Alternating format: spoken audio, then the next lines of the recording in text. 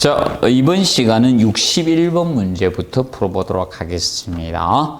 그래서 61번 보시면 기존의 열 관류장이 4제곱미터 kPW인 벽체에 열 전도율이 0.05 와트 per 미터 K인 단열재를 50mm 보강했다. 이때 단열이 보강된 벽체 열 관류율이 얼마인가? 그래서 61번 문제에서 보시면 자 일단은 전체 열관류 저항을 구하면 되겠죠. 열관류 저항은 열관류율의 역수가 되니까 전체 열관류 저항을 구해서 그것을 역수치하면 열관류율이 나오게 됩니다. 그러면 전체 열관류 기존 열관류 저항이 얼마입니까? 3이죠. 그러면 기존의 이제 벽체 열 관류 저항에다가 플러스 단열재 두께를 갖다가 두께를 우리가 저걸로 나누죠. 열 전도율로 나누시면 돼요. 그러면 보강된 저항 값이 나오겠죠. 그러면 기존의 열 관류 저항이 4예요. 플러스 현재 단열재 두께가 50mm니까 0.05가 되겠죠? 0.05m. 열 전도율이 0.05라 했습니다. 그럼 여기 1이 되겠죠? 그러면 전체가 5가 됩니다. 전체 열 관류 저항이 5니까 자, 율은 역수라 했죠? 그러면 5분의 1이죠. 5분의 1이 되니까 자, 0.2가 되겠죠? 그래서 열 관류율은 0.2가 됩니다. 그래서 정답은 3번이 되겠습니다. 그 다음에 62번에 자, 건물의 열 성능에 관한 설명으로 옳은 것 해가지고 나왔습니다. 현재 열 관류 저항이 적을수록 열 성능상 자, 저항 값은 커야 되겠죠. 그래서 열 관류 저항 값은 클수록 열 성능상 유리하죠. 열 성능상 유리합니다. 성능이 유리하게 되겠죠. 그래서 저항하고 율은 반비례 관계예요. 혹시 혼돈하지 않도록 하십시오. 그리고 2번, 3번에 율 나왔죠. 열 전도율이든 열 관류율이든 자, 우리가 이제 정리하실 것은 이겁니다. 열 전도율. 열이 많이 이동이 돼 버리면 이 열 전도율을 그래서 이제 열 전도율이 적을수록 열 성능이 유리하겠죠. 열 성능상 자 유리해지는 개념이 되겠죠. 반면에 자 3번에 보면 열 관류율이 크다. 자 율은 크게 되면 손실이 많죠. 그래서 열 관류율이 크게 되면 열 성능상 불리하게 되겠죠. 열 성능상 도로 불리합니다. 그리고 4번에 온도부에 클수록 전도 열량은 증가가 된다. 그래서 4번 문장은 맞습니다. 자, 쉽게 이제 벽체가 이렇게 있었어요. 벽체가 있을 때 뭐 온도계라 생각합시오. 그럼 여기가 실내고 실외가 됐을 때 여기 이제 콘크리트 벽이다 보니 전도 크죠. 그럼 여기 온도하고 그럼 예를 들어서 여기 단열재 공사했어요. 단열재 공사하면 여기 온도나 여기 온도나 별 차이가 없겠죠? 이렇게 되는데 자, 이거는 별 차이가 없어요. 온도가 별 차이가 없어요. 900가 별로 없는데 여기하고 이제 여기 온도는 클 거 아닙니까? 900가 커지겠죠.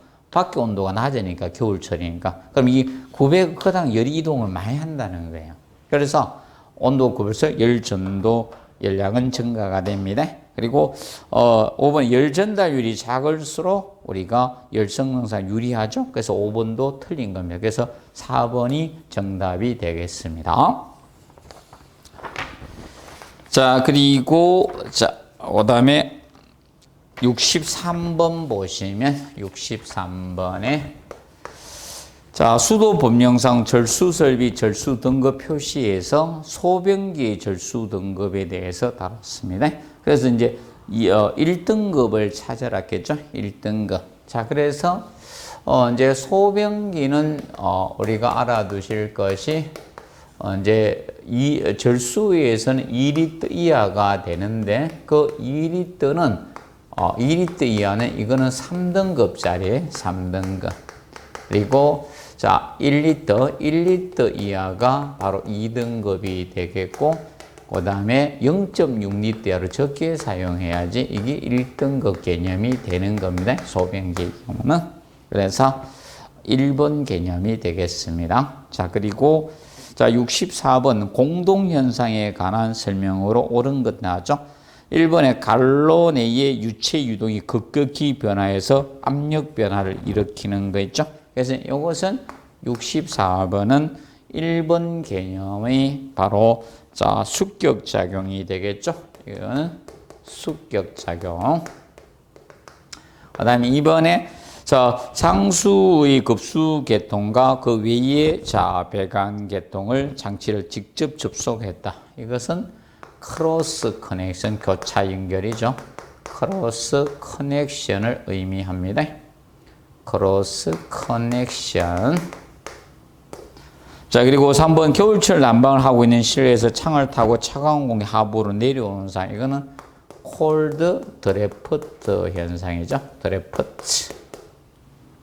자, 그리고 4번에 급탕 반탕의 순환을 각 계통에서 거의 각계에서 전계탕의 순환을 촉진해서 유량을 균등히 분배할 목적으로 하죠. 이것이 역한수입니다. 역한수 방식, 리버스 리턴 방식을 나타내고 있는 겁니다. 그리고 5번에 물의 압력이 그 물의 온도에 해당하는 포화전기보다 낮을 경우 물이 증발해서 기포가 발생하는 현상, 이것이 바로 공동현상 캐비테이션이 되겠죠. 캐비테이션이 됩니다. 그래서 이제 캐비테이션을 방지하기 위해서 물의 온도는 최대한 낮춰 주시고요.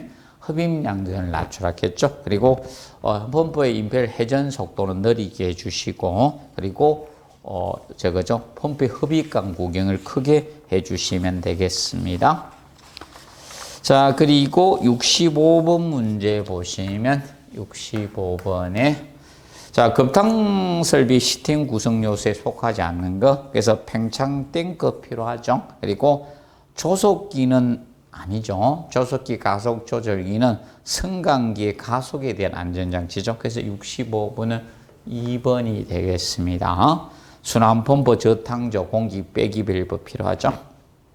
그 다음에 66번에 자, 간접가열식 급탕 설비에서 1시간 최대 급탕량이 용량이 10,000리터이고 저탕 비율이 70%, 저탕조의 필요 용량 나오죠. 자, 저탕조는 온수를 저장하는 탱커죠. 그래서 저탕조 용량 계산은 뭐 다음과 같이 하시면 됩니다. 그래서 직접 가열식일 때하고 간접 가열식일 때 약간 차이가 있습니다. 직접 가열식은 1시간 최대 급탕량에다가 마이너스 온수 보일러의 탕량을 빼주시고 여기다가 곱하기 1.25배를 해서 구하시면 돼요. 근데 간접 가열식은 쉽습니다. 1시간 최대 급탕량에다가 자, 저탕 비율을 곱해서 계산하면 돼요. 자, 저탕 비율은 60에서 90% 사이입니다. 그래서 주어지면 주어지는 거 하시고 안 주어지면 0.6에서 0.9로 계산하시면 되는 겁니다. 그러면 지금 현재 주어졌죠? 그러면 10,000리터니까 그냥 곱하기 70%니까 0.7만 곱해주면 끝나는 거예요. 10,000리터 곱하기 0.7 그러면 7,000리터 나오겠죠? 아주 쉽습니다. 자, 그래서 정답은 5번이 되겠습니다. 자, 그리고 67번. 배수 수직관 상부로부터 많은 물이 낙하할 경우 순간적으로 진공이 발생해서 트랩 내부에 물을 흡입하는 현상. 이것은 바로 4번의 유인 사이펀 작용을 의미하고 있죠. 진공 상태 나오면 유인 사이펀 작용 또는 흡출 작용, 흡인 작용이라고도 했죠. 기억을 해 두시면 되겠습니다. 자, 그리고 68번 문제 보시면 자, 통기관의 배관에 관한 설명으로 옳지 않은 거. 먼저 1번에 통기 수직관은 빗물 수직관과 연결해서는 안 되죠. 자, 그리고 2번에 소벤트 방식은 공기 혼합이온과 공기 분리염을 이용한 특수 통기 방식으로서 신정 통기관의 변형이라 보시면 되겠죠. 그리고 3번에 보시면 배수 수직관 내의 배수 흐름을 원활하게 해서 도피 통기관을 우리가 설치. 도피 통기관 이거죠. 회로 루프 통기 시 기구수가 많을 때, 자, 우리가 통기 능률이 떨어질 수 있죠. 그래서 도와주기 위한 통기관이 도피 통기관이었고, 그러면 배수 수직관 내의 배수 흐름을 원활하게 해서 하는 통기관은 자, 바로 결합 통기관 개념이 되죠. 그래서 68번은 3번이 틀렸습니다. 이것은 결합 통기관에 관한 설명이죠. 그래서 배수 수직관하고 통기 수직관을 연결해줘서 고층 건물에서 배수 수직관의 배수 흐름을 원활하게 해서 공기를 공급해 주는 관이 결합 통기관이었습니다. 그리고 4번에 간접 배수 통은 단독으로 하면 돼요. 얘는 뭐 단독, 각계 개별로 하면 되죠. 그래서 겸용이나 연결해서는 안 된다는 개념을 우리가 알아두시면 되겠습니다. 그리고 69번에 하수도 법령상 개인 하수 처리 관리 기준에 관한 내용이다. 간란에 들어갈 내용으로 옳은 것 해가지고 나왔습니다. 자, 그래서 보시면 자 33조 개인 하수 처리 시설 관리 기준에 관한 거죠. 그러면 정하조는 기본으로 자 연 1회 이상 내부 청소한다. 그것도 체크해 놓으세요. 구멍 뚫으려고 해도 너무 많으면 힘들 것 같아서 안 뚫었어요. 그래서 정하조는 기본은 연 1회 이상 내부 청소하면 돼요. 자, 그런데 아래, 가, 나, 다, 목에 해당이 되면 이거는 기본적으로 자 6개월마다 1회 내부 청소를 하라는 겁니다. 그래서 그 과목이 관광 숙박업 나오죠. 관광객 이용시설 나오죠. 그래서 가, 나하고 식품 적격. 그런데 거기 제과점형은 다방영업은 제외입니다. 그러면 제과점은 우리가 빵집 같은 게 제과점이죠. 이런 것은 제외하고, 그리고 자 거기 숙박업 나요. 이 경우에는 6개월마다 1회 청소를 해주자는 겁니다. 그리고 그다음에 이제 3번에 보시면 거기에서 하면 1일 출시 대상 인원이 자 몇 인 이상일 때다 500인 이상일 때가 된 겁니다. 인원이 500인 이상일 때 우리가 기준으로 이제 염소소 방류수를 염소소득해 될 기준은 500명 이상 기준이 되는 겁니다. 정리해 두시고요. 그래서 니은 개념은 500명 이상이에요. 그래서 거기 3번에 보시면 정답 되겠죠. 정리해 두시고 그 다음에 70번 문제 보도록 하겠습니다. 70번. 자, 하수 처리 구역 밖에 오수 처리 시설 설치 대상의 기준으로 옳은 것 해놨습니다. 자, 하수 처리 구역 밖에 대해서는 다음과 같이 하면 됩니다. 하수 처리 구역 밖에 대해서 자, 이 밖의 경우는 일일 오수 발생량 가지고 잡습니다. 일일 오수 발생. 일일 오수 발생량이 자, 2 입방메다 이하냐 초과냐 2 세제곱미터 이하일 때는 정하조로 가주시면 됩니다. 정하조. 그리고 2 세제곱미터 초과가 되면 이때는 오수 처리 시설로 우리가 설치해야 됩니다. 그래서 기준이죠. 그래서 여기에서는 답은 1번이 되겠습니다. 2번은 정하조 설치 기준이 되겠죠. 그리고 71번 문제 보시면 도시가스와 LPG 사용량 표시법에 나죠. 도시가스는 입방메다 퍼아웃 최저 거래가 됩니다. 그런데 현재 뭐가 나오고 있다? LPG는 킬로그램 퍼아웃가 되겠죠. 그래서 정답은 2번이 되겠습니다. 그리고 72번에 비상경보 설비 및 단독경보용 감지기 하지 안전기준상 비상벨 설비 또는 자동식 사이렌 설비에 관한 설명 중 옳지 않은 거 나왔죠. 그래서 1번에 지구 음향장치는 특정 소방 대상물 층마다 설치하되 자, 각 부분까지 음향거리, 수평거리, 유효방위 25m입니다. 그래서 얘는 옥내 소화전의 방수구하고 음향장치 그리고 누르는 발신기하고 같이 세트로 25m 이하로 같이 다닙니다. 항상. 그리고 이번 음향장치는 전격 전압이 80% 전압에서도 우리가 음향을 발휘할 수 있도록 해 주셔야 됩니다. 그리고 3번에 음향장치 음량은 부착된 음향장치 중 1m 떨어진 곳에서 90dB 이상이 돼야 돼요.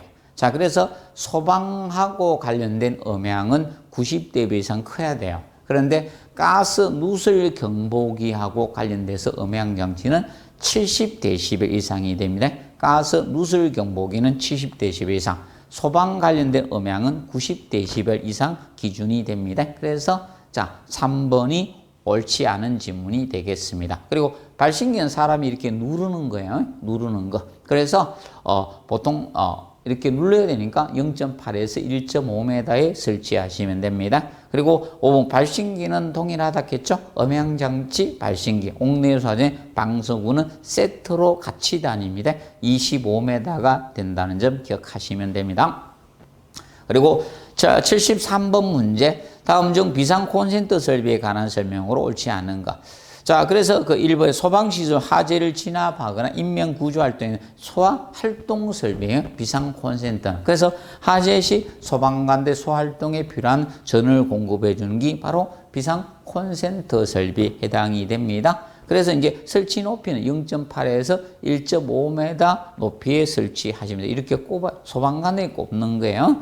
그리고 하나의 전용 회로에 설치하는 비상 콘센트는 10개 이하까지 됩니다. 혼돈하지 말아야 될 거, 스프링쿨러 설비 하나의 가지 배관에 설치하는 헤더 수는 8개였습니다. 8개 이하인데, 자, 비상 콘센트 하나의 회로에 설치하는 비상 콘센트는 최대 10개까지 가능합니다. 그래서 3번 지문이 틀렸고, 4번 비상 콘센트 설비 전원 회로는 원칙은 각층 2 이상 회로가 되는 게 원칙이에요. 그런데 설치할 비상 콘센트가 하나밖에 없죠. 그러면 하나의 회로만 가시면 되는 겁니다. 그래서 73번은 3번이 옳지 않습니다. 그리고 74번 감지기 종류 중 부착 높이가 15m 이상 20m 미만에 설치하시는 감지기에 해당하지 않는 것은 해가지고 나옵니다. 그러면 15m 이상, 자, 20m 되려고 하면 기본 불꽃 감지기 가능하고 연기 감지기들 가능해요. 그리고 이제 복합형 됩니다. 다른 거 복합형 됩니다. 연기 복합형. 그래서 연기나 불꽃이 들어가면 되는 겁니다. 그런데 이제 감지기는 이겁니다. 열 감지가 있고요.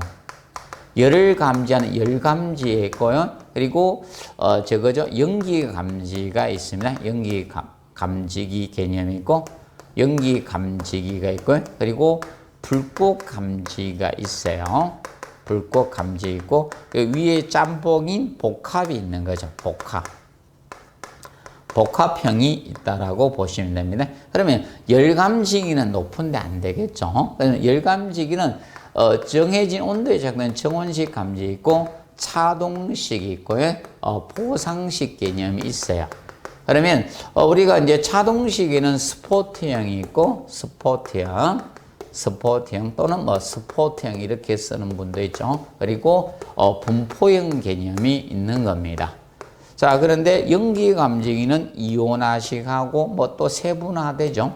이온화식 감지기 있고 그다음에 광전식 개념이 있습니다. 자, 그리고 불꽃 감지기는 자외선식이 있고 그리고 적외선을 이용한 적외선 개념이 있죠. 그래서 가장 높은 데서 설치하는 불꽃 감지기죠. 그리고 강전식 중에서 20m 이상에 사용될 수 있는 것이 자, 분리형이나 혼합형, 공기흡입형 중 아날로그 방식 20m 이상에 사용할 수 있습니다. 그러면 열감지 중에 최고 높이 설치할 수 있는 게 분포형이죠. 이거는 15m 미만까지 가능해요. 열감지기 중에서 높이 차동식 분포형 개념이 되는 겁니다. 그래서 주의할 점, 그래서 거기 보시면 74번에 2번은 열감지기예요. 그러니까 이거는 15m 미만까지 가능한 거여서 74번 2번은 15m 이상은 되지 않습니다. 그래서 봐두시면 되고요. 자, 그리고 75번 문제. 자, 위생설비에 관한 설명으로 옳지 않은 것. 자, 로탱크식 대변기는 소음이 적어 공동주택에 적합하다 해서 맞는 문장이죠. 그리고 2번에 자, 세정밸브식 대변기 급수 간격은 25mm 이상 해주시고 급수 압력은 0.1MPa 이상이 대주시면 되겠죠. 그 다음에 이제 3번에 세출식 대변기는 오물의 대변기 얕은 수심에 받아서 대변기에 가장돼 1억의 분출 세정수 오물을 씻어내리는 방식이 세출식 대변기죠. 그래서 얘는 변자가 없어요. 그래서 인체공학적이라는 문장이 나오면 안 됩니다. 그리고 4번에 사이펀 제트식은 자기 사이펀 작용하고 물의 회전인데 와류 작용을 이용한 것은 사이펀 제트식이죠. 사이펀 제트식은 사이펀 작용하고 제트 작용을 활용하는 것이고요. 그래서 지금 현재 자 75번에 4번은 사이펀 볼텍스식 와류 작용, 사이펀 볼텍스식의 특징이 되겠죠. 볼텍스식의 특징이 됩니다. 그리고 5번에 유니트 내 배관이 단순하고 배관이 방수부를 통과하지 않고 바닥 위에서 처리가 가능해야 됩니다. 그래서 봐두시고 그래서 75번 4번이 틀렸습니다. 그리고 76번에 다음 밸브 중에서 유체 흐름을 90도로 바꿔주는 밸브는 바로 5번의 앵글 밸브죠. 자, 앵글 밸브 유체 흐름을 90도로 바꿔주는 밸브로서 소화전 밸브나 방열기 밸브가 대표적으로 해당이 됩니다. 근데 콕하고 헷갈리면 이거는 0에 90도 회전식에서 전개 내지 전폐하는 것이 콕이고요. 그래서 1번 찍어서는 안 됩니다. 좀 주의해 주시면 되겠습니다. 자, 그리고 77번 문제 보시면 자, 승강기 안전장치에 관한 설명으로 옳지 않은 것 해가지고 나옵니다. 그래서 먼저 1번에 가부하 감지장치는 전격 적재 하중을 초과해서 적재나 승차 시 경보가 울리고 문이 열리는 것이 가부하 감지장치입니다. 그리고 2번에 비상호출 버튼 및 비상통화장치는 정전시나 고장도로 승객이 갇혀 있을 때 우리가 외부와 연락을 위한 것이 비상호출 버튼 비상통화장치죠. 그리고 4번의 도어 스위치는 우리가 승강기나 승강장 문이 조금 떠나 열렸을 때 승강기를 운전 불능이 운전 정지를 만드는 스위치가 도어 스위치죠. 정기적 안전장치. 승강기 최상층 이상 또는 최하층에 운행되지 않도록 엘리베이터의 초과 운행을 방지하는 것. 3번은 파이널 리밋 스위치에 대한 설명이 됩니다. 그래서 77번에 3번 도어 스위치가 아니라 파이널 리밋 스위치에 우리가 대한 설명 개념이 되겠습니다. 그래서 77번은 3번이 정답 되겠습니다. 자, 그 다음에 5번에 출입문 안전장치, 문 닫힘 안전장치 있죠? 또 안전스위치라고도 하고요. 영어로 세이프트 슈입니다. 승강기 문에 승객이나 물건이 끼었을 때 자동으로 다시 열리게 되어 있는 장치가 되겠죠? 자, 그리고 78번 문제 보시면 78번에 자, 전기 난방의 리프트 힘에 관한 설명으로 옳은 것 해가 나왔습니다. 방열기보다 높은 곳에 한수관을 설치할 때 한수관의 응축수를 끌어올릴 때 쓰는 배관법이 리프트 힘이죠. 자, 1번이 리프트 힘 바로 되네요. 자, 2번 보시면 온수 온도 차에 의한 밀도 차에 따라 배관의 온수가 자연순환을 유도하는 게 이것은 자, 구배죠. 배관의 구배, 기울기, 경사 두는 거고요. 그 다음에 배관의 신축을 흡수하기 위해서는 3번은 신축 이음새에 대한 설명이죠. 이음새고. 그 다음에 4번에 본래의 안전 수위를 확보하기 위해서 하는 게 이것이 하트포드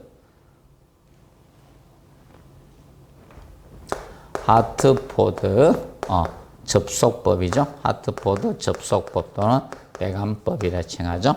그리고 온도에 따른 최적을 도출하기 위해서는 이거는 팽창탱크하고 팽창관이 되겠죠. 팽창탱크에 대한 설명이 됩니다. 그래서 78번은 1번이 정답이 되겠습니다. 그리고 이제 79번 보시면 자, 지능형 홈 네트워크 설비 설치 및 기술 기준에 자, 관한 설명으로 옳지 않은 것은 해가지고 나옵니다. 그래서 먼저 1번에 단지 서버는 집중군의 통신실 또는 방제실에 설치할 수 있다 해서 자, 맞는 지문이 되겠죠. 그래서 봐두시고 그래서 이제 단지 서버를 둘 수 있는 공간이 우리가 2개로 줄었습니다. 과거에는 3가지였죠. 그런데 지금은 2가지로 줄였습니다. 그래서 단지 서버실이 빠졌습니다. 그리고 이번에 원격 제어기는 전원 공급 통신 이상상에 대해서 수동 조작해서 수동을 체크하시면 돼. 수동 조작할 수 있어야 된다는 점을 기억을 해 두시고요. 그리고 3번에 통신 배관실 출입문은 폭이 0.7m고 높이가 1.8m고 문틀의 내측 시수가 돼야 된다는 점을 꼭 기억해 두시면 됩니다.